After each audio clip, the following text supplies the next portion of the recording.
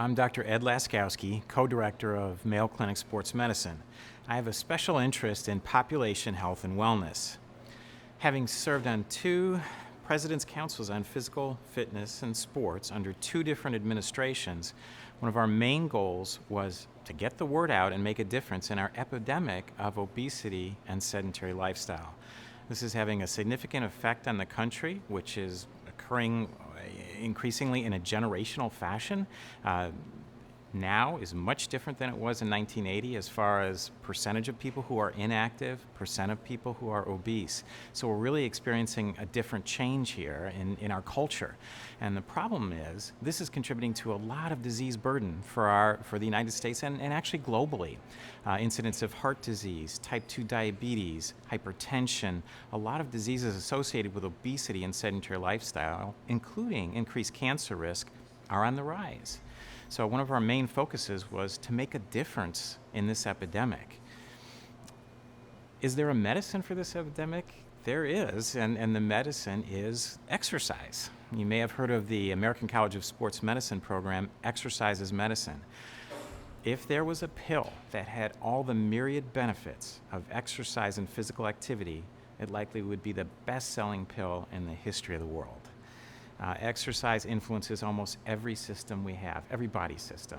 It improves cardiovascular fitness, it helps certainly with our weight control, it helps with our metabolic profile and diabetes risk. It also helps with our psychologic status. Some studies have shown exercise is more effective than the antidepressant medications. Studies even show that it may delay the risk of cognitive decline and dementia. It has far-ranging benefits. But the problem is, even though this medicine is readily available, few people are taking this medicine. And we have a country that is sedentary and obese. 70% of America is either overweight, obese, and exhibits sedentary lifestyles. So this is really changing our healthcare economy and making our whole population at risk. So we really need to get people moving and get people active in whatever way we can. There was an interesting study done a few years back that when physicians prescribe exercise to a patient, they are much more likely to do it. And in fact, almost 1/3 more likely to do it. But when we look at the data, not a lot of physicians are talking to their patients about exercise, and not a lot are really prescribing a specific component of exercise for their patients. So that's something we can definitely work on as physicians. Now, we're talking about the able-bodied population, but also the physically disabled and physically challenged population. And the exercise needs are just as great for this population. We've controlled the sequelae of many of the neurologic and disease patterns that we deal with so that people are dying with them, not from them. And still, one of the major killers of people is cardiovascular disease, whether you're disabled or able-bodied. So we really want to get people with physical disability moving. We want to get them into programs of activity that improve their quality as well as quantity of life. For our wheelchair users, again, they're using their shoulders as their legs. So we really have to make sure we have programs that ensure that the shoulders stay safe over time, stay strong, stay balanced in their function, and we minimize the risk of rotator cuff and shoulder injuries. So exercise is really essential for those with physical disabilities also.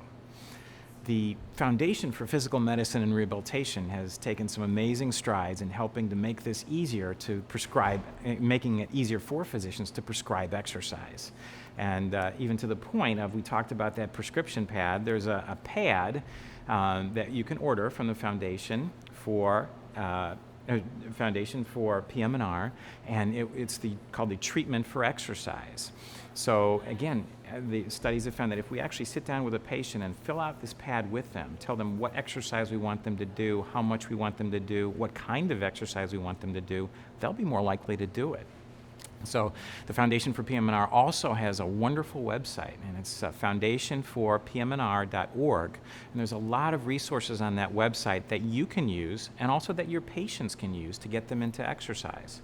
There are links to the Americans with Disabilities Fund. There are links for information on the value of exercise and those with physical disability.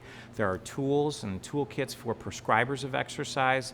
So wonderful resources on that website.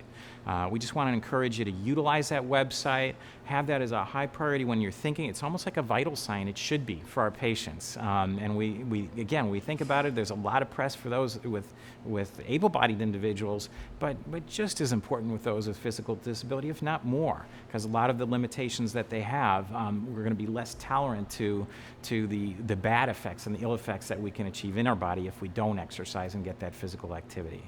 So the Foundation for PM&R.org is a website. RX for Exercise, Treatment for Exercise, a lot of resources there for you to utilize. Thank you.